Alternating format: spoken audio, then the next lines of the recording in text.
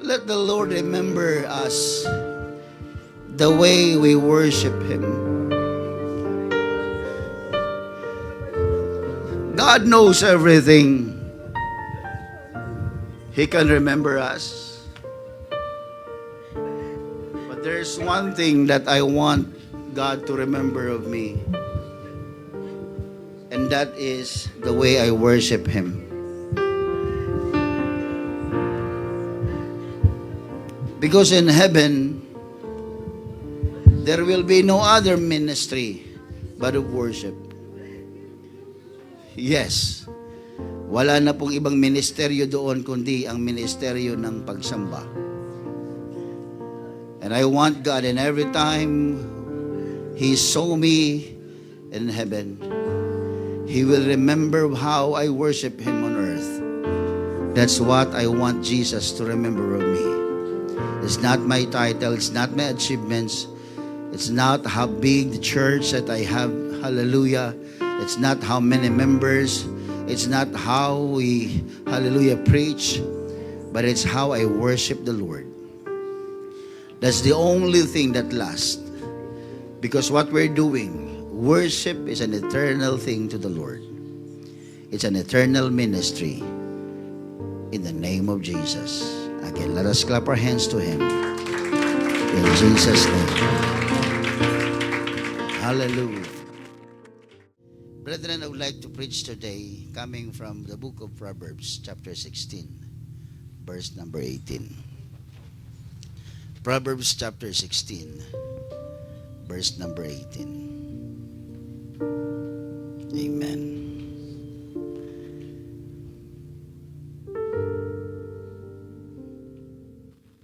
Bible says, pride goeth before destruction.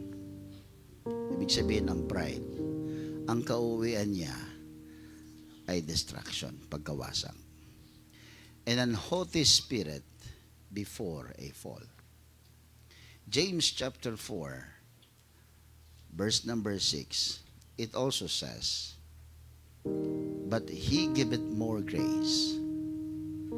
Wherefore He saith, God resisteth the proud, but giveth grace unto the humble.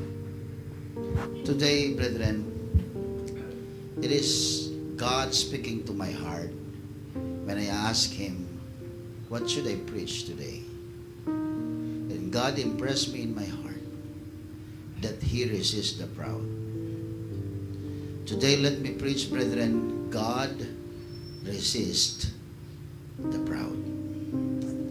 Can you bow your heads? Lord Jesus, we come to you, Lord, with humility. Wala po kami may pagmamayabang, Panginoon, sa iyo. At hindi kailanman pwede kami, Panginoon, magmataas laban sa iyo. And we want this word, Lord, to be understood by everyone. We want this word, Lord, to be powerful, hallelujah, over our lives. We want these words, Lord, to always ring in our hearts and in our ears, so that we may not sin against thee, Lord. Let your word be established in the hearts of your listener, of your people, of your disciples, of your believers, Lord. Let your anointing and blessings be upon us today. In Jesus' name I pray. Amen. You may be seated, mga kapatid. God resists the proud.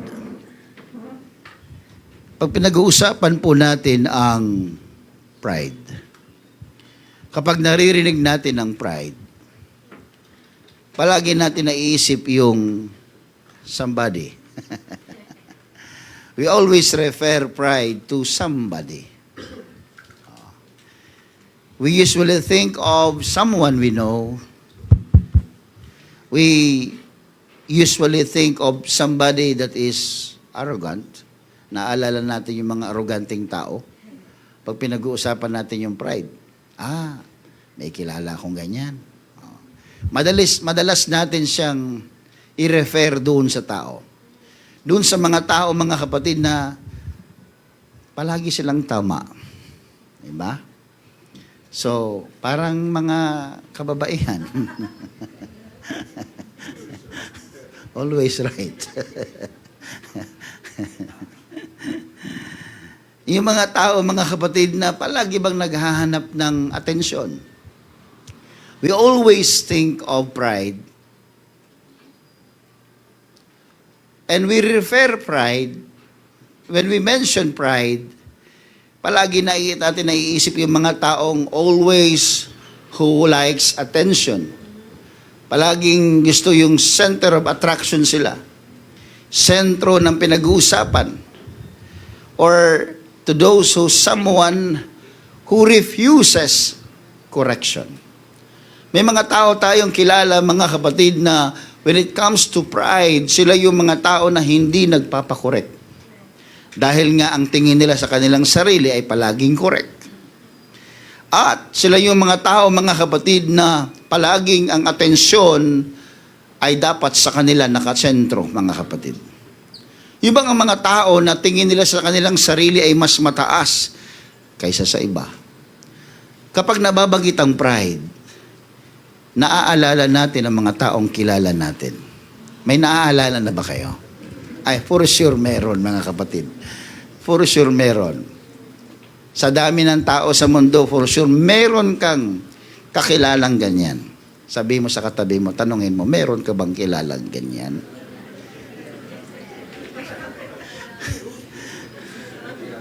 Meron na meron.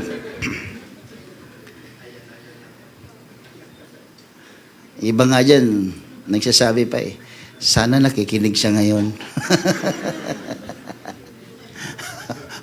Nandito siguro, no? O baka naman nasa online. O baka naman sino. We don't know, mga kapatid.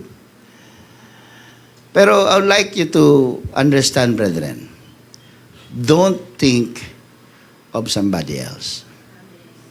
When we talk about pride, don't think of somebody else. Pray silently in your heart and tell the Lord, Lord, show me myself today. Because when we talk about pride, mga kapatid, pride is easy to recognize in somebody else than ourselves. Kaya tayo nagre-refer sa mga tao na yung nabanggit natin kanina, pag pinag-uusapan at nababanggit ang pride, si ganito yan, may kilala akong ganyan. Because pride can easily recognize in somebody else than ourselves. Madali mong makilala sa iba yan. Pride yan. We can recognize the stubbornness of the people. We can recognize the arrogance of somebody else. We can recognize the people who seeks attention, mga kapatid. Or the person who always want to control, mga kapatid. These are very dangerous, mga kapatid, attitudes. Madali nating makita yun sa tao. But I want you not to look to other people, mga kapatid. I want you to pray silently in your heart. Lord, show me myself. Because when we talk about pride, ang tulak ng pride is to look for somebody else who has this negative attitude. But never, the pride will never tell you of who you are. It is always telling us of what the other people is doing. Palagi ang sinasabi ng pride ay tungkol sa ibang tao. Hindi tungkol sa iyong sarili, mga kapatid. Never. Never the pride will tell you that you are arrogant. Never the pride will tell you that you are always seeking attention. Never. The pride will always be seen to somebody else. But today, let us pray silently in our hearts. Lord, today, bago matapos ang pastor ko sa pangangaral, pwede bang ipakita mo sa akin ang aking sarili kung ako ba ay may pride? Because pride is elevating ourselves to the position that only belongs to God. Mahirap po itong kasong ito, mga kapatid. Pride is elevating yourself to the position that only belongs to God. Hindi pa naman ito madalas madetect, mga kapatid. You can smile, you can shake your hands of your brothers and your sisters, you can worship, pero nandun siya. Hindi siya nadedetect ng marami. Madalas nakikita ng marami yan sa iba. Pero tayo mahirap natin minsan ma-identify. Sometimes, ito ay nag-iibang anyo at nag-iibang pangalan. Minsan, nag-iibang pangalan. Minsan, ang pangalan ng pride ay justification. We justify ourselves. Minsan, ang sinasabi natin, ang pride, minsan, ang pangalan niya ay nagmamagandang loob. Minsan, ang pangalan ng pride ay tumutulong. Kaya hindi mo yan madaling makita sa sarili mo. Kaya hayaan natin ang Diyos na magpakilala sa atin kung sino tayo ngayong araw na ito. Self is the main attraction for pride. Sarili po, mga kapatid. Yung opinion natin, yung ating reputasyon, it's all about us. Yung tungkol sa ating posisyon, sa ating karapatan, tungkol sa ating mga achievements sa buhay, tungkol sa ating nararamdaman, tungkol sa ating pamamaraan, kaluwalhatian, pati yung simpleng recognition ng ginagawa natin, appreciation para sa atin. Ang problema nagsisimula, mga kapatid, kapag binibigyan natin na mas importansya ang ating sarili kumpara sa importansya ng pagsunod sa Diyos. Kapag ang sarili mo na ang nakikita mo sa iyong ginagawa, kapag sarili mo na ang nakikita mo sa iyong mga pangarap, sa iyong mga gawain, sa iyong kaabalahan, there is pride hidden in your heart. At ayaw natin magkaroon nito, mga kapatid, sapagkat ito ay hindi simpleng kasalanan. It was originated, mga kapatid, way back, even in the Garden of Gethsemane, or in Garden of Eden, mga kapatid, sorry. And even in heaven, mga kapatid, wherein we can see in the book of Isaiah, mga kapatid, chapter 13, chapter 14, meron dong prophecy against the king of Babylon. But we interpreted this, mga kapatid, also, that this is the same attitude that Lucifer has in heaven. I will ascend my throne above the throne of God. Always I. That's why the center of pride is letter I. It's always I. Doon nagsimula, mga kapatid. At pinakita ng Diyos, mga kapatid, na hindi siya natutuwa sa pride. God resist the proud. That is heaven, mga kapatid. That is in His throne, in His area, in His kingdom. God is telling us that there is no space allocated for pride. Wala po. Kaya kahit si Kristo, mga kapatid, mahirap man sa Kanya, masakit man sa Kanya, and He tried in His humanity, Lord, can you please make this cup pass from me? Pwede bang hindi na ako masaktan? Pwede bang hindi na ako mamatay? Pwede bang hindi na ako bugbugin? But pride, it has no place in heaven. That's why Jesus Christ, in His humanity, showed us His humility. And even in the death of the cross, He died because He wants to kill the pride. And there you go, brethren. As Jesus Christ died on the cross, pride has no space or place for heaven. That's why Jesus Christ, when He rose from the dead, pinatunayan niya sa atin, mga kapatid, ang kawalan ng pride ay ang pagpasok sa langit. At ang pagyakap sa pride ay kawalan ng space para sa iyo sa langit. Lucifer is doing good in heaven. Pakanta-kanta, paawit-awit. Ang ganda ng kalagayan niya, mga kapatid, until such time na nag-take siya ng rebellion. Kaya ang rebellion at ang pride ay hindi magkahiwalay. Magkadugtong palagi. Ang pride at ang rebellion. Everybody say amen. Ang biblical description ng pride ay ito. Pride is an excessive orientation towards self that causes a person to exaggerate his importance. Yung bang palaging sasabihin, mas importante ako, mas mahalaga ako. This is the kind of person. Pride is an excessive orientation towards self that causes a person to exaggerate his importance, defend his status, seek his own glory, or resist rightful dependence upon God and others. Ang dami po nun, mga kapatid.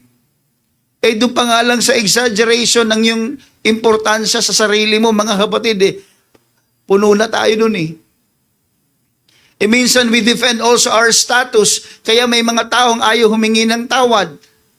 Bakit? Ayaw na sasabihin, ayaw niyang sinasabihin siya'y mali. Bakit? Because he is defending his status. I am right. I am competent. I am good. Pag sinabi mong you're wrong, no. That's pride. Because you are defending your status.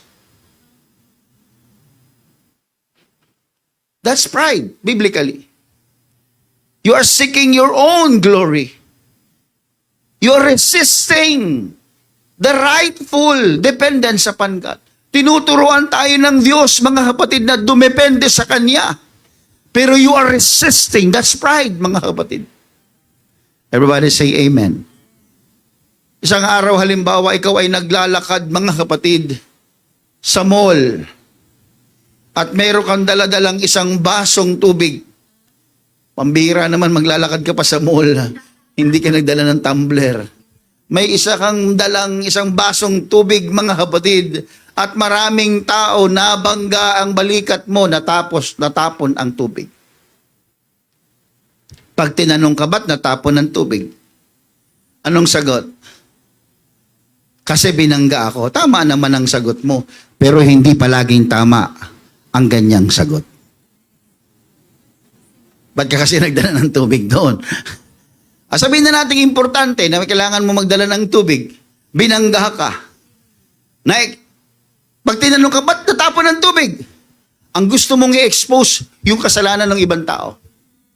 That's pride. Ina-expose mo yung kasalanan ng tao, but it never exposed the content nung hindi ka binangga. Anong punto mo, Pastor? Nalaman lamang natin na yung baso mo, at nung ikay mamangga ng tao sa balikat, lumabas yung tubig mula sa baso. Na-expose yung laman ng baso. O kung laman ng baso ay soft drinks, or juice, or tubig, ma-expose lamang yung laman ng baso nung ikaw ay binangga. Exactly that is what the Bible is telling us. Walang problema sa bumangga. Ang problema ay na-expose kung ano ang laman ng baso mo nung ikaw ay binangga. Minsan pinapahinturutan ng Diyos yung mga bumabangga sa atin, mga kapatid, para malaman kung anong totoong nasa loob natin. Pag nabangga ka, lumalabas yung totoong ikaw. Hello po. Huwag po kayo magalit sa akin, ha? Para-parehas tayong merong lamang dala-dala, mga kapatid. Huwag nyo lang akong babanggain. Kasi malalaman nyo rin yung laman ng aking baso. Exactly what the Bible is telling us, mga kapatid. The collation reveals the content.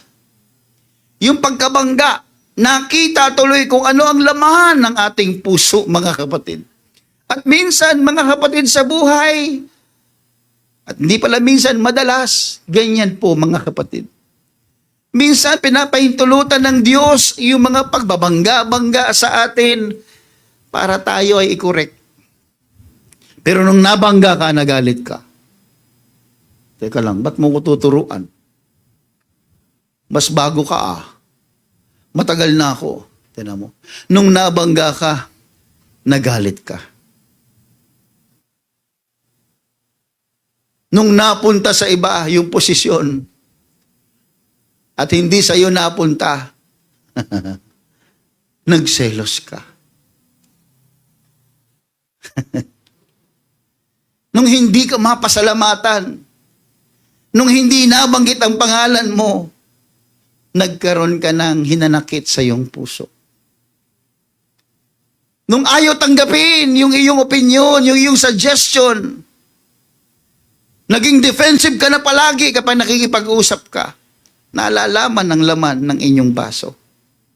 At minsan, mga kapatid, kapag hindi ka tinatrato ng tama, ayon sa gusto mo, lumalabas ang pagkatisod. Malalaman ang laman ng baso. Kaya minsan pinahihintulutan ng Diyos ang mga pagbabangga, ang mga pagkasagi sa atin, upang makita, kala ko tubig, Coke Zero pala ang laman. Kaya ka may diabetes. Zero na nga Zero. Sabi, zero, yung pag namatay ka, zero na gano'n. Hindi totoo. Masarap kaya ang soft drinks, mga kapatid. Pag wala ka pang sakit. Pag meron na, naku, kadiri na sa'yo yan, mga kapatid. Sabihin nyo, binangga ko. Nung natapon yung tubig, yung natapon yung laman ng baso mo, tingnan nyo, bastos, binangga ko. Tingnan nyo, mga kapatid. Ang kanyang exposition ay yung bumangga. Ang kanyang exposition ay yung dahilan ng pagkatapon ng kanyang ugali. Pagkalabas ng kanyang ugali. Kaya naman ako naging ganito. Kasi dahil sa kanya, siya nauna Nakuha niyo, mga kapatid? Nakuha niyo po ba? Misa pinahihintulutan ng Diyos yung mga bumabangga sa atin kasi gusto malaman ng Diyos kung ano yung laman ng baso mo. Gusto yung malaman kung ano yung talagang may natutunan ba sa Sunday School ito? May natutunan ba sa church ito? Ang tagal niya ng Christian. Akala ko dalisay na tubig ang lalabas. Naku, soft drinks pala. Mapait pala na inumin. At inuming nakalalasing. Inumin ng tunay na lalaki. Parang lumabas. Iba yung lumabas doon Kaya tinan nyo, mag-ingat po tayo, mga kapatid. Pinahihintulutan ng Diyos yung mga pagkabangga, mga kapatid. Kaya maybe God is using this to reveal what is inside of us. What is the content of your glass? Because pride is inside. Sooner or later, something will expose it. Kaya pagkatago-tago natin yan, mga kapatid, isang araw may babangga sa'yo. Malalaman kung may lamang pride ang baso mo. Everybody say amen. Pwede ba natin bigyan ng palakpak ang Panginoon? Kaya ingat po, mga kapatid. Ang bangga, hindi naman yan magsasabi, babanggain kita, babanggain kita, babanggain kita. It's sudden. Biglaan yan. Hindi mo inaasahan, may babangga sa'yo. Tapos ang iyabang mo pa, para siyang bumangga sa pader. Ay, ibig sabihin, natapon na yun. Nakitang-kita na yung pride niya na yun Ganon tayo minsan, di ba? Naku, hindi niya alam kung sinong kinakalaban niya. At hindi mo alam, kitang-kita na, natapon yan, nakita na ng Diyos. Naku, may nakatago pala. Na-expose tuloy. Minsan ang tingin natin doon sa bumangga. Siya ang may kasalanan, siya ang nauna. Pero hindi natin alam, may mga tumatapon na pala doon at nakikita na ng Diyos kung anong laman. when self is moving upward, pride begins. Kapag ang ating sarili ay pataas na ang punta, katulad ng sinabi ko kanina sa Isaiah chapter 14, verse 13 hanggang 14, For thou hast said in thine heart, I will ascend into heaven, I will exalt my throne above the stars of God, I will sit also upon the mouth of the congregation, in the sides of the north, I will ascend above the heights of the clouds, I will be like the Most High. Litanya po yan ng mga taong rebelde. Litanya po yan, mga kapatid, maging ni Lucifer. Sabi niya, thou hast said in thine heart. So everything is moving upward, mga kapatid, through your heart. Kapag ang puso, mga kapatid, ay paangat na, hindi pababa, pride. Thou hast said in thine heart. Oh. Sa verse 13, sa puso mo sinabi. Ibig sabihin yan, hindi yan alam ng katabi mo na mayroon na palang namumuong sama ng panahon. Iba yan. Bagyo kasi. May namumuo ng sama ng loob. May namumuo ng pride. Hindi niya alam yan. At sinabi mo sa iyong sarili, sang araw, I will ascend into heaven. I will exalt my throne above the stars of God. So saan ang galing yun? Napansin ba yun ng anghel, kapwa niya anghel sa langit? Napansin ba yun ng katabi mo? Napansin ba ng magulang mo? Napansin ba ng kaibigan mo, ng asawa mo, ng anak mo? Hindi. Hindi nila napapansin yan kasi nasa loob yan. Kapag iyong puso ay pataas na, naku mga kapatid, sasabog yan, matatapon yan, pride yan. Kaya mag-ingat po tayo mga kapatid sa ating puso. Kasi sa puso natin may mga nakatagong tanong. Gusto nyo isa-isahin natin yung mga nakatagong tanong sa ating mga puso? Bakit hindi ako ang inappoint ni Pastor? Alangan yung tanong mo sa katabi mo yan. Di ba hindi? Bakit hindi ako na-recognize? Siyempre, hindi mo naman sasabihin sa katabi mo yan. Bakit nung kumanta ako, walang pumalakpak? Alangan naman itanong mo yan. Siyempre, sekreto yan. Sekretong malupit yan, mga kapatid. Hindi mo sasabihin niya. Bakit ako hindi kinonsulta? Naku. May kakaiba. Yung mga tanong, mga kapatid. Sino siya? Para i-correct ako. Sino siya? Para pagsabihan ako. Madrama buhay mo. Kakapanood mo yan. Ng mga teledrama o telenovela. Diba? So, ingat po tayo. Pag yung mga ganyan na yung mga tanungan mo sa buhay, sabi ko sa inyo mga kapatid, mag-pray kayo kanina silently, Lord, pakita mo ang sarili ko sa akin ngayon. Because all of us are guilty before the Lord. And alam niyo mga kapatid, kahit may tanong ka nito, ito yung nakakatakot. Kahit may hidden questions ka, you can still worship. Kaya sabi ko, nakakatakot ito eh. You can still raise your hand. Nakikipaggamay ka pa sa mga tao. At habang nakikipaggamay ka, nakangiti ka pa. Na para bagang ang saya-saya mo. Na para bagang walang nakatago dyan sa puso mo. Pero, alam ba nila yun? Hindi nila alam yun eh. Nakakapagpuri ka, nakakasayaw-sayaw ka pa, nakakapag-praise the Lord ka pa. Pero hindi nila alam, ang puso mo, paangat na. Mga kapatid, God resist the proud. Ayaw ng Diyos yan. Because pride is not always denying God.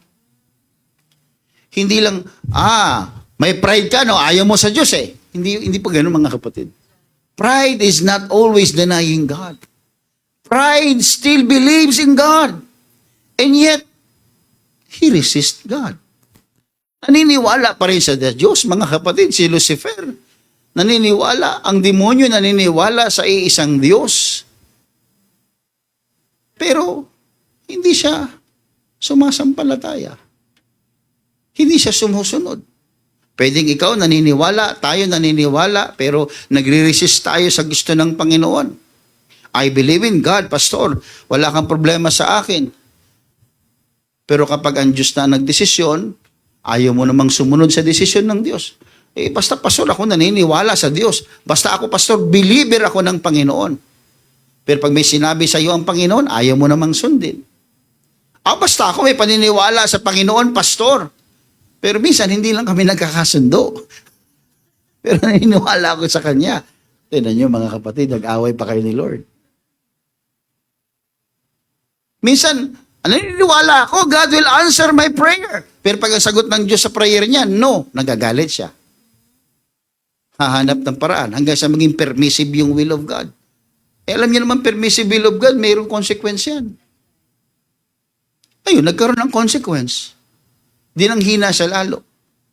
If you really believe in God, mga kapatid, make Him as your Lord. Minsan mga kapatid, ang problema, mga kapatid, is lalo pagdating sa pride, yung issue ng lordship. Sino ba talaga ang masusunod? Sino ba talaga ang may final word, mga kapatid? Ikaw ba o ang Diyos? Minsan yan ang issue ng pride. Ano yon? Lordship. Panginoon ba talaga siya sa'yo? O paglinggo lang sa Panginoon sa'yo? Yes, Lord ka ng yes, Lord. Paglinggo, pag Lunes, no, Lord. Maybe, Lord. I don't know, Lord. So parang, sorry mga kapatid, I need to preach this. This is something that God put into my heart. And I need to preach this. Lahat naman tayo ganun mga kapatid eh. Yes, Lord, yes, Lord, yes, yes, Lord. Yes, Lord, yes, Lord, yes, yes, Lord. Humayo ka. No, Lord, no, Lord, no, no, Lord. Magbigay ka. Hindi na masabi ko ano sabihin niya. Sino ba talaga ang nagbibigay ng decision? Is it you or God? Doon sa halaman ng Eden, mga kapatid, nag-set ang Diyos ng boundary. Pero itong kaaway, mga kapatid, dinaya niya yung boundary. Sabi ng Diyos, huwag niyong kanin ito. Kanin niyo lahat yan. Huwag lang ito. Hindi pinapakain. Pero nag-decide siya, mga kapatid, itong sa Satanas, mga kapatid. Tinempt niya yung mag-asawa. Sabi niya, bakit naman si Lord magdedesisyon kung anong papakain sa'yo at hindi? Tinan mo mga kapatid. Ang demonyo, buot-buot talaga yan, mga kapatid. Ang demonyo talaga yan eh. Ano? Sabi sa kanya, huwag yung kanin. Sino sabi? Alam niyo ba, pag kinain mo yan, tatalino ka. You see, nag-set ang Diyos ng boundary. Ang pride, mga kapatid, ang gawa ng kaaway, mga kapatid, i-question, bigyan ng doubt, mga kapatid, ibahin ang meaning ng boundary. Hanggang sa isang araw, ako na magdidesisyon. Or you want to be as God, katulad ng mga kapatid nangyari kay Lucifer, nag-decide siya, mga kapatid, in Genesis chapter 3, verse 4 hanggang 5, and the serpent said unto the woman, you shall not surely die. Kasi sabi lang ng Diyos, mga kapatid, mamamatay. You shall not surely die. For God do know that in the day you eat thereof, pag kinain mo ito, alam ng Diyos ito. Tingnan niyo mga kapatid. Grabe yung kanyang pangungumbinse, mga kapatid, no? Alam ng Diyos ito, kapag ito kinain mo, then your eyes shall be opened. And you shall be as gods, tindi nito, knowing good and evil. Diba? Yan ang kanyang deception, mga kapatid. Nag-set ang Diyos ng boundary, pero may katwiran ang kaaway. Dinaya niya yung boundary sineset ng Diyos. At tinwist niya. Hindi. Alam ng Diyos ito. Talagang alam ng Diyos. Diyos siya eh. Alam ng Diyos ito, na pag kinain mo, tatalino ka. Kaya ngayon, ano ngayon ang message sa mag-asawa? Ang message ngayon sa kanila, may tinatago ang Diyos sa amin. Mayroong hindi ibinibigay ang Diyos sa amin. Diyos ko po naman, sa dami ng nilikha ng Diyos, may marang, may langka, may lahat nandyan, may durian. Dila nyo, may talong, may sitaw, bataw, patahani. Magpinakbet ka. Bakit ba kasi anong klaseng luto gusto mong gawin dyan? Ang tama nga, di ba? Pati nga ubod ng saging pwede mong kainin Niluto ni Sister Pras, di ko nakain. di ko, bakit ba ito? Ubod ba ito? Masarap ba? Sabi niya, sarap. Sabi ko, ayoko lang matisod mga kapatid. Masarap. Bakit mapait? Sabi ko, pati yata yung lupa. Lagay mo. Sabi ko. Pero nabusog kami mga kapatid. Dinamihan ko na lang yung kanin. Para di halata. God is good. Ang daming kakainin. Pero kasi mga kapatid, in-entertain niya. Nag-imbut siya, mga kapatid. That is pride, mga kapatid. Pakinggan niyo, mga kapatid. Ang pride, gusto niyan palagi ng gift, pero ayaw niya ng government. Ulitin ko, gusto niyan palagi biyaya, pero ayaw niya na siya'y pinasusunod. Totoo yan. Minsan, gusto natin ng blessing, pero kapag nag-set ang Diyos ng boundary, nag-i-struggle tayo. Minsan, gusto natin ng Diyos mag-provide ng lahat ng pangangailangan natin. Pero nag-i-struggle tayo pag sinabi ng Diyos maghintay ka. Hindi ka mapakali, hindi ka nakakapaghintay. Minsan gusto natin mga kapatid mag-open ng Diyos ng opportunity sa atin. Pero pag ang Diyos naman nagsarado ng opportunity, nagagalit tayo. Ano niyo ko ibig sabihin? Minsan gusto ng Diyos o gusto natin sa Diyos sasagutin yung mga prayers natin, pero kapag ang sagot naman niya ay no, gaya na sabi ko kanina, nag-i-struggle naman tayo. So, ano bang nakukuha niyo ibig sabihin? Minsan gusto natin ng gift, pero ayaw natin ng government. Gusto natin ng biyaya, pero ayaw nating sumunod. That's pride. Ganun lang pride, mga kapatid.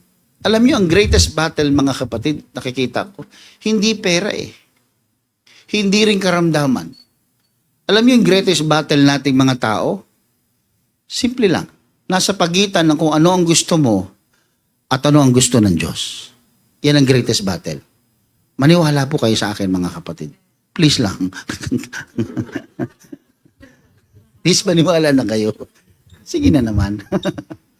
Yung gusto mo at yung gusto ng Diyos, nandun ka sa gitna. That's the greatest battle. Amen. Amen. Di ba? Sa mag-asawang hall. Di ba? Gusto ng Lord, gusto namin. Mamimili kayo. Las Piñas o Dumaguete? Sa gitna na lang. Sa gitna. Gitna ng dagat. So hindi mo alam, mamimili ka. Ganun tayong madalas. Gusto ko ito, pero ito gusto ng Panginoon. Ang gagawin natin, makikipag-bargain tayo sa Diyos. Kinukulit natin. Hanggang ang Diyos, mga kapatid, sa kanyang permissive will, papahintulutan ka, pero may consequence. Bakit di natin mahayaan? Minsan kasi mahirap, mga kapatid, ma-determine. Pero kung iyong sasabihin palagi sa puso mo, ang Diyos ang palaging may last say, hindi ka mapapano, hindi ka maliligaw. Sapagkat ang salita ng Diyos kailanman ay hindi nanliligaw. Everybody say amen. Pangalawa, pakinggan nyo ito.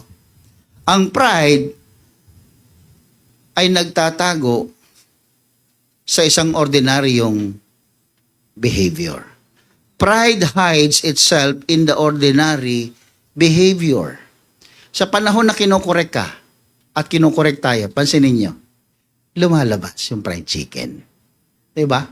Pag kinukorek tayo, mga kapatid, nagre-react tayo. Pag sinabihan kang, mali ka teka lang, away na to. Papalag ka na. Bakit? Kasi, ang pride, i-defend niya yung sarili niya. I-defend niya palagi na dapat mataas ka at hindi ka mababa. Ang orientation ng pride, pataas, hindi pababa. Humility yung pababa, pero yung pride pataas. Yan ang orientation ng dalawang yan, mga kapatid. Kaya pag kinurek ka at lumaban ka, naku mga kapatid, pride yun. Pero nung kinurek ka, nagpakumbaba ka, humility yun. Eh, nagtatago ang pride sa ugali natin. Nandyan lang yan. Sabi mo sa sarili mo, nandyan ka ba? Sleep ka lang, sleep lang. Sleep lang. Tulog-tulog. Bakit? Sa panahon ng correction, nagre-react tayo. Alam niyo kung bakit? Because correction threatens the picture we have for ourselves. Natatakot kasi ang pride dun sa correction. Bakit? Kasi ikaw, mayroon ka ng sariling gusto mong paniwalaan kung ano ka. Kinurek ka. Lalabas ngayon ang pride kasi takot siya sa correction. Bakit? Mababago ka kasi. Kaya si pride, lalabas siya. Para sang sundalo, mga kapatid, nakahanda. Pag kinurek mo, lalabas yan, i-defend niya yung pagmamataas. Hindi niya tatanggapin yung pagpapakumbaba. Ang trabaho ng pride, ganun, mga kapatid. Amen. Siyempre, nasa isip mo, naku, matalino ako. Competent naman ako. Marunong naman akong kumanta. Diba? Marunong akong tumugtog. Hindi ako nilalagay ni pastor dyan. Maganda kaya akong leader. Sa opisina nga namin, leader ako eh. Ano ka? Leader of the band. Buti mo sinabing leader ka. Leader ako. Eh di makunat ka na. Leader ka eh. Magaling akong magulang. Inaaruga ako pamilya ko. Tinuturuan ko mga anak ko. Kaya wag mo sasabihin kung anong dapat sa anak ko. Ayan na, di ba? Nasaling yung anak. Anak ko, mga kapatid. Kaya ako sa inyo, wag niyo sasalingin ang mga anak. Kasi pag sinaling niyo ang anak, matatapon yung laman ng baso ng magulang. Oh, lalabas dyan. Nako. Lumalabas yun. Ibig mong sabihin, hindi ko tinuturuan ng tama ang anak ko? Ayan na. Lumalabas na. Pagpataas yan, pride yon. Pero pagpababa yan, humility yon. Kaya bantayan yung puso, mga kapatid. Eh, alam nyo, ayaw pa naman natin, mga kapatid. Alam nyo ang pride, ayaw kasi ng pride na ayaw niya ng weakness, gusto niya palagi yung strength. Ang gusto ng pride, palagi malakas. Kaya pag may nag-uusap, maya-maya dyan, mayroong isa dyan talaga may pride. Wala yan sa lolo ko. Ang kwentuhan sa lola, bigla na punta sa lolo. Hanggang sa maya-maya gusto niya sana yung sentro ng usapan. Lahat ng sinasabi niya dapat sa yung bida. Mga kapatid, pride yun. Kaya kung meron kayong ganong ugali, mga kapatid, tago-tago niyo muna. Patulogin niyo, tulog na pride ko. Tulog-tulog din pag may time. Everybody say amen. Ayaw kasi natin mga kapatid na mayroong tao na nakakaalam ng kahinaan natin. Wag niyo sabihin, hindi totoo yan. Ano gusto niyo palagi? Araw-araw, mahina ako, Sister Brad, mahina ako. Ganito kasi ako eh. Hindi, di ba? Ano palaging projection natin? Okay ka lang? Okay lang ako. Pero sugatan na. Okay lang ako. Kamusta ka, sister? Ito, okay lang. Pero nagngingit-ngit sa galit. Ayaw natin yung kahinaan natin. Pinupuna ng iba. Pag napuna yung kahinaan, sister, alam mo, may pagkamatabil ang dila mo. Naku, mga kapatid, away na yan. Kasi lalabas yung pride niyan. Parang alam nyo yan, yung parang si Iron Man. Matibay yan eh. Pag tinaas niyang kamay niya, dumarating yung shield niya. Biglang bakal yung buong katawan niya, mga kapatid. Ganyan ang pride. Pag sinaling, alam mo Brad, ikaw, mali ka eh. Biglang lalabas yan bigla sa'yo, mga kapatid. Parang si Iron Man ka. May shield ka na ulit. Anong sinabi mong, lalaban na yan. Bakit? Shield na siya eh. Ang pride, palagi niyang gustong protektahan ang pagmamataas. Amen. Pero pag ikaw sinabihan ka, alam mo, sister, ikaw, masama ugali mo eh. Pero imbis na ikaw lumaban, humingi ka ng sorry, magpatawad ka, humingi ka ng tawad. Yun naman ay kabaligtaran. Ginigiba mo yung pride. Ginigiba mo yung baluti ni Iron Man. unti-unting nakakalas sa'yo yon.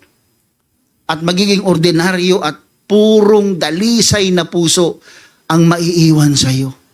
Hindi pusong bato. Hindi pusong bakal. Kundi pusong mamon. Ano ba yan? Saan na tayo pusong mamon na tayo napunta, mga kapatid? Sabi ng mga psychologist po, mga kapatid, ang mga tao daw ay may tendency talaga na protektahan nila yung kanilang self-concept. At ini-interpret nila madalas, mga kapatid, yung mga favorable lang sa kanilang sarili. Ganyan daw ang tao. Poproteksyonan niya yung kanyang konsepto tungkol sa kanyang sarili. Ganito ako eh. Ito ako eh. Tapos ang palagi niyang hahanaping interpretation, yung pabor sa kanya. Yung hindi, alam mo, sinabihan mo akong pangit, hindi kita kaibigan. Nagsabi sa akin gwapo, kaibigan kita. Ganun daw ang ganun daw ang tao, sabi ng mga psychologist. Pride yun. Kaya yung mga nagsasabi sa inyong gwapo, di ba yung palagi yung close? Di ba? Yung sabi sa yung pangit, di ba? Kala mo naman siya maganda. Di ba? Yung mo? Yung defense mechanism, kala mo naman siya. Luwa nga yung mata niya, yung ilong niya, magkaibang hugis. Tinan mo, patay ko. Alam mo yung kusa, di ba? Kusa. Kasi lumalabas ang kusa eh. Nagdi-defend siya. Kapag nakapuna sa kahinaan mo, lalabas yan. Magdidepensa yan. Nakakatakot yung gano'n. Kaya naging ugali na yun. Kaya pag may ayaw sa'yo, ayaw mo rin. Di ba yun yung nature natin? Tama yung mga psychologists, mga kapatid. Yung tendency na kung tawagin nila ay self-serving bias. Self-serving bias. We can be quick to connect success to our own ability while explaining failure through circumstances or other people. Ibig sabihin, kapag mga success, ako gumawa yan. Pag failure, sa kasi, ganun ang tao. Self-bias. Self-serving bias. Tama, hindi? Tama. Ganun tayo. Pag may problema, ayaw nating ma-identify as the source of the problem. Pero pag success ang pinag-uusapan, gusto mo nakapicture ka. Parang gobyerno natin, mga kapatid. Ganun yun eh. Nung panahon na oras ng tulungan, wala kang mahagilap ni isa sa kanila. So yung private organization, tulong ng tulong ng tulong. At nung ito na, nagbukasan na yung lente ng camera. Di, pasok na lahat. Guys, pasok! Pasukan yung mga gobyerno, picture-picture, o ikaw nandun ka sa dulo, sa dilim ka. You see, may mga tao talaga, pag nagkumuha na ng attention yan, mga kapatid, that's pride. Amen po ba? Kaya pag may mali tayo, aminin natin mali tayo. Hindi pag mali, hahanap ka ng self-serving bias yun eh. Hindi naman ako magkakamali kung hindi dahil sa kanya eh. O, tinan mo na. Nagtuturo na. Self-serving bias. Anong sabi ng NIV sa Proverbs chapter 12, verse 1? Proverbs 12:1 ng NIV.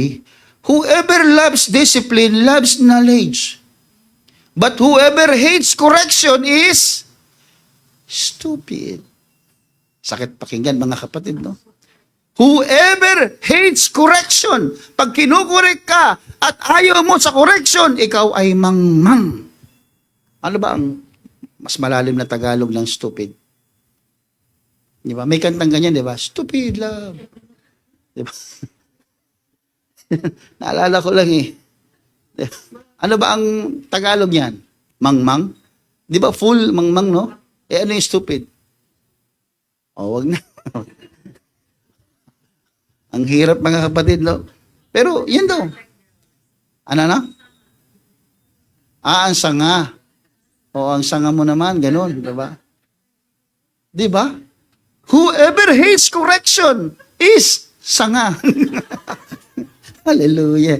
Hindi kasi bawal palitan ng yung unang letra. Okay na yung sanga, di ba? Di ba? O nga naman.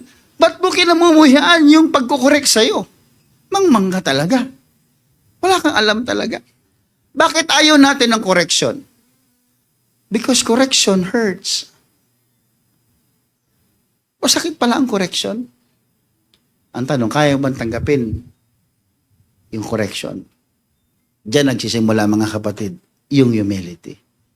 Sa panahon ng recognition, pag hindi tayo na-recognize, ang comfortable tayo. Kasi binanggit, ako hindi binanggit. Si pastor talaga bias. Di ba? Nung ako umalis, hindi pinag-pray. Nung umalis si Brother Gerald, pinag-pray. Ba't ako hindi pinag-pray? Ayun sa akin ni pastor, demonyo ba ako? Malapit na. Tuloy-tuloy may pagtatanong mo, malapit-lapit na. Di ba? Pag hindi tayo nare-recognize, tanong, is it really, do we really work because the work matters? Or we work because we want to be matters? Magkaiba yun eh. Kaya ka naglilingkod kasi nakita mo yung paglilingkod sa Diyos ay mahalaga. O baka naman kaya ka naglilingkod kasi gusto mong ipakita ang iyong halaga. Oo, magkaiba po yun. Kaysa mga nagpapakita ng inyong halaga, isang araw, mapapagod ka rin kasi may mga taong hindi ka papalakpakan. May mga taong hindi ka mare-recognize. Pag ikaw nag-umpisa, mga kapatid, na magtanong, bakit hindi ako na-appreciate? Pride yan. Kaya tanongin natin palagi kapag tayo ay naglilingkod sa Diyos. Kaya mga kapatid, parang you act spiritually but the motivation is not. Spiritual act, kung titingnan mo, naglilingkod naman ako sa Panginoon, ba't nila ako kayang pasalamatan? Di ba? Ginawa ko naman to para sa Panginoon. Tignan mo, it sounds spiritual. It sounds legitimate, mga kapatid, pero hindi po yun. Matthew chapter 6, verse 1. Take heed, mag-ingat kayo, sabi ng Panginoon. Matthew 6:1, take heed that you do not your alms before men, to be seen of them. Ginagawa mo para makita. Winawagayway mo yung offering mo. Ang tinan niyo mga kapatid, nung ako maliit kasi nagbabasa ako ng Bible ng Katoliko. May drawing kasi nung gumaganon-ganon yung mayaman. Hanggang hindi nawawala sa isip ko yun. Na itong bersikulong ito, pa nagbibigay siya, ginaganon niya. Magbibigay ako. To be seen of them, otherwise you have no reward of your Father which is in heaven. Maliwanag po mga kapatid. Kaya mag-ingat po tayo sa ating motibo. Kaya mayroon difference mga kapatid, yung being recognized and needing recognition. Magkaiba po yun. Wala pong problema mga kapatid na nakikita ka ng tao. Ang problema mga kapatid is kung ang nakikita mo ay hindi ibang tao, kundi sarili mo. That's wrong. Sa panahon mga kapatid ng comparison, anong sabi ni Apostol Pablo sa 2 Corinthians chapter 10 verse 12? 2 Corinthians chapter 10 verse 12, kaya sa mahilig magkumpara mga kapatid, sabi diyan, for we dare not make ourselves of the number or compare ourselves with some that commend themselves, but they measuring themselves by themselves.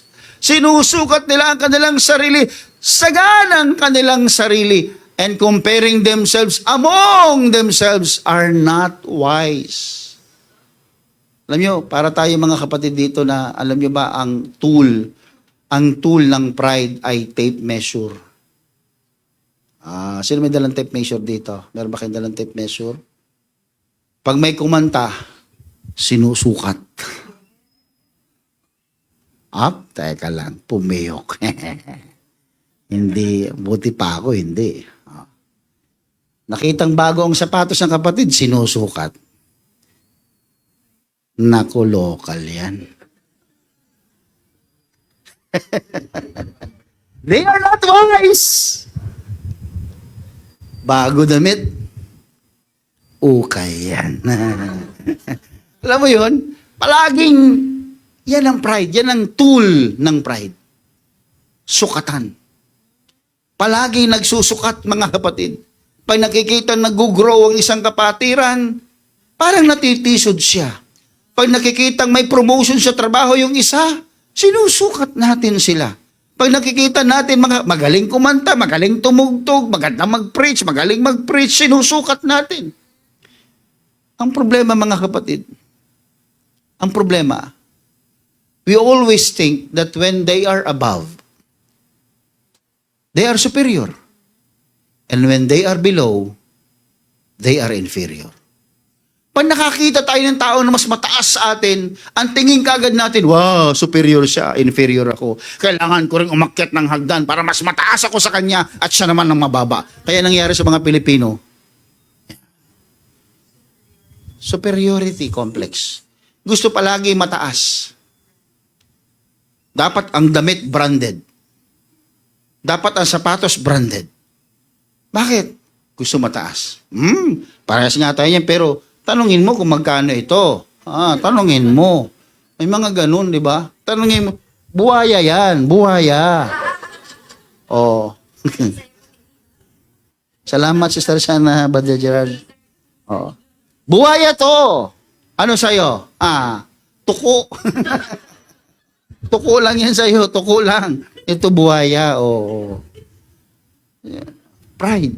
Gusto palaging mataas. Huwag tayong ganon, mga kapatid. Sabi mo sa katabi mo, bulungan mo lang, huwag kang ganon.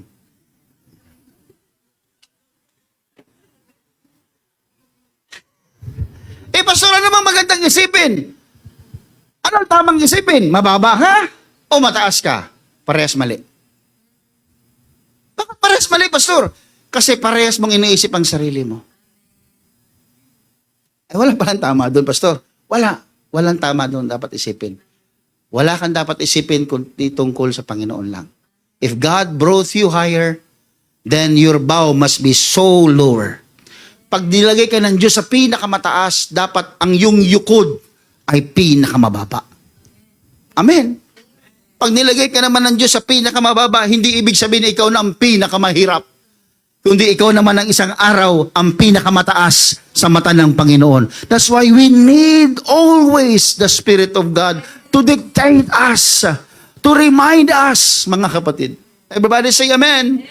Diba si Saul tsaka si Samuel, Saul tsaka si David, mga kapatid, isang araw, mayroong verse na nagsasabi sa 1 Samuel chapter 18 verse 7, and the women answered one another as they played. Nung kumakanta sila, nanalo sila sa victory over Goliath, kinakantahan, and played and said, Saul hath slain his thousands, and David his 10,000. Pag marinig ni David to, ni Saulo ito, ni Hari Saul, mga kapatid, sa 1 Samuel chapter 18 verse 8, sumunod ng versikulo, and Saul was very wroth. Galit na galit siya, very. Sobrang galit niya. And the saying displeased him. Tinan mo, kanta lang, nagselos na. Sinabihan lang sila, mga kapatid, kanta lang kasi, ito naman kasi nagsulat nito, iba ko ba bakit naman gano'n ang sinabi niya. Si Saul ay pumatay ng 1,000, ng mga libo-libo. 1,000. Pero si David ay pumatay ng 10,000. Paano ba kasi gagawa ka ng kanta, may comparison pa? Nagselos eh. Ako hari Ako hari, bakit 1,000 lang yung akin? Sa kanya 10,000. O, galit siya. Very wroth. And the saying displeased him. Nagalit siya, mga kapatid. Kaya magsimula nun, rivalry niya na si David. Kaaway niya na. Bakit? Comparison. Pride. Ang pride, ano yan? Kumpara. Yan. Kaya pag kayo mga kaibigan, magkakasama kayo, malalaman nyo kung sino ang ma-pride dyan sa kumparahan. Uy, bakit ganyan ang buhok mo? Ikaw lang naiiba. Ganun. Sunod na linggo, pasinin mo, ganun na rin yung buhok niya. Bakit? Kasi comparison. If he becomes bigger, then I want to be much bigger. Ganun yan. Ayaw na ayaw niya, mga kapatid, na siya'y naiiwan. Ganyan ang pride. Everybody say amen. Before I end, let me tell you this. God breaks pride by bringing us back to His grace. Dahil sa biyaya ng Diyos, Babasagin ng Diyos, mga kapatid, ang pride. Wawasakin ng Panginoon ang pride. Paul's greatest question to destroy pride is written in 1 Corinthians chapter 4, verse 7. Before we end, gusto kong basahin nyo ito sa Tagalog, mga kapatid. 1 Corinthians chapter 4, verse 7. Ang sabi diyan, mga kapatid, sa Tagalog ay ganito. Sapagkat sino ang gumawa na ikaw ay matangi? At anong nasa iyo na hindi mo tinanggap? Tandaan niyo, mga kapatid, ang biyaya ng Diyos, wawasakin niya ang pride sa buhay ng tao. Ang tanong ni Apostol Pablo, anong nasa iyo na hindi mo tinanggap? Ngunit kung tinanggap mo, ay bakit mo pinagmamapuri na tulad sa hindi mo tinanggap? Isipin kaya natin sandali, mga kapatid. Ano ba ang nasa atin na hindi mo tinanggap? Ano kaya yon? Yung karunungan mo, mga kapatid. Anong sagot? Sa'yo galing o tinanggap? Alam nga ng paglabas mo, wow! Ako si Google. Di ba? Paglabas na paglabas, genius na. Wala ganon. Ano yung meron ng tao? Tinanggap lang niya sa Panginoon yan. Amen po ba? Amen. Yung kalakasan mo, ginawa mo, tinanggap. Lakasan niyo, mga kapatid, parang hindi kayo hindi kayo kumbinsido, mga kapatid. Hindi, pagbango pastor kasi malakas na ako eh. Nag-exercise, nagbubuhat kasi ako pastor eh. Naku, mga kapatid, isang araw kung gawin kang imbalido ng Diyos, kahit anong gawin mong lakas, pag sinabi ng Diyos, imbalido ka. Yung opportunities, tinanggap? Yung talento nyo, tinanggap? Yung calling nyo, tinanggap? Yung ministry nyo, tinanggap? Yung spiritual gifts mo, tinanggap? Yung pamilya mo? Yung resources mo? Yung kaligtasan mo? Yung hininga mo? Anong meron sa'yo na hindi mo tinanggap? Aber? Pride will deceive us. But if we will just hear the words of Paul, this is the grace of God. Kaya matbabasag yung pride dyan eh. Matatanggal yan eh. Ano bang meron sa iyo na hindi mo tinanggap? Wala po, pastor. Lahat po, tinanggap ko lang. Lahat po, pastor, hindi ako ang may gawa, kundi tinanggap ko lang.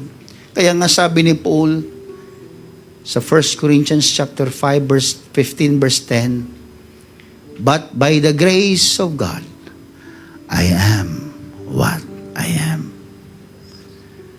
Kaya huwag niyong agawin ang para sa Diyos, mga kapatid. Huwag. Ang para sa Diyos ay para sa Diyos. Ang kaluwalhatian ay sa Diyos. Ang meron ka ngayon ay tinanggap mo lamang. Hindi yan galing sa iyo, kundi galing sa Panginoon. Minsan, alam niyo, mga kapatid, sa ating kahinaan, natututo tayong manalangin. Pero minsan, sa atin ang mga success sa buhay, nakakalimutan nating manalangin. Pero nung wala tayo, mga kapatid, nanalangin tayo. At nagkaroon tayo. Nung wala naman nakakakilala sa atin, nanalangin tayo. Nung meron tayong ministry at nag-i-struggle tayo, nanalangin tayo. Nung hindi natin alam ang gagawin natin, nanalangin tayo. Nung walang-wala na tayong pagkukunan, nagtiwala tayo sa Diyos. Pero anong pinalit ng Panginoon? Di ba pinagpala ka? Naging kilala ka. Dumami experience mo sa buhay. Nag-umpisang irespeto ka ng tao. Nag-umpisang magbukas ang mga opportunity para sa iyo. Nag-increase yung resources mo. Lumago ka sa ministry mo, tumalino ka. Natutunan mo ang mga bagay sa mundo. Pero hindi mo alam, sa kabila ng iyong kalakasan, unti-unti kang lumalayo sa Panginoon. Kaya mag-ingat ka sa panahon na ikaw ay malakas. Hindi sa panahon ng iyong kahinaan, kundi sa panahon ng iyong kalakasan. Maging si Kristo man sa panahon ng kanyang kalakasan, bagamat siya'y Diyos, sa John chapter 13, mga kapatid, lumuhod siya sa harap ng kanyang mga disipulo. Kinuha niya ang towel, nagbuhos ng tubig sa plangganita,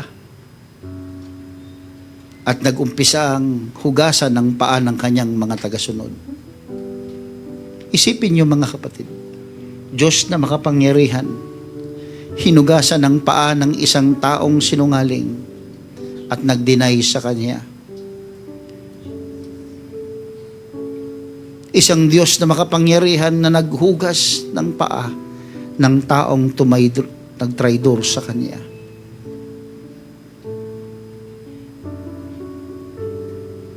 But Jesus is not thinking of His reputation. He is not worried of His reputation. Na kahit siya'y Diyos, siya'y luluhod at maghuhugas, hahawakan ng maduming paa na kanyang mga disipulo. He is not worried. He is not worried. Because He knows His identity. Kilala niya kung sino siya. That's why when you know your identity, you are secure with God. Kaya kahit anong paninira ng tao sa iyo, kahit anong sabihin nila laban sa iyo, pag kilala mo ang sarili mo at ang Diyos mo, you will just be okay. Because you know who you are. Bakit kaya ayaw ng Diyos sa taong mataas ang pananaw sa sarili? God resisteth the proud. Kasi ayaw ng Diyos na kinukuha mo ang para sa Kanya. That's why God resists the proud. May mga bagay na pang tao at may bagay na pang Diyos. Huwag mong kunin ang para sa Panginoon. Kaya ngayong araw na ito, bago ka tumayo sa iyong kinauupuan, think about yourself. Are you proud? Of course, sasabihin mong hindi. Pag tinanong kita, may pride ka ba? Ni Pastor. Are you proud? Of course not, Pastor. But let me rephrase my question. Can God correct you? Can somebody tell you of your wrong and you will just say, yes, I am wrong? Can you sincerely apologize? Can you rejoice when somebody else receiving what you want? Can you serve God when nobody knows what you're doing? Can you obey God when God say no? Kaya mo bang sumunod kahit ang sabi ng Diyos ay hindi at ayaw niya? Susundin mo pa rin ba yung hindi ng Diyos? Kaya mo bang makipagsaya sa mga taong pinagpapala? Kaya mo bang makisaya sa mga taong may blessing sa buhay? May promotion sa buhay? O nagagalit ka? Nagseselos ka? Kaya mo bang sabihin, yes, I am wrong? Kaya mo bang sabihin, yes, Lord, forgive me? Kaya mo bang sabihin, oo, tama ka, at ako ang mali? Tandaan mo kapatid, balikan mo ang taong may dala ng baso. Maaring isang araw mabangga ka, masagi ka, at lalabas ang galit sa iyo. Lalabas ang sama ng loob sa iyo. Lalabas yung mga pagseselos. lalabas yung defensive stance mo. Lalabas, mga kapatid, yung pangit mong ugali. Huwag mo nang ubusin ang panahon mo para habulin ang nakabangga sa iyo. Maaring binangga ka at sinadya ng Diyos na ikaw ay mabangga.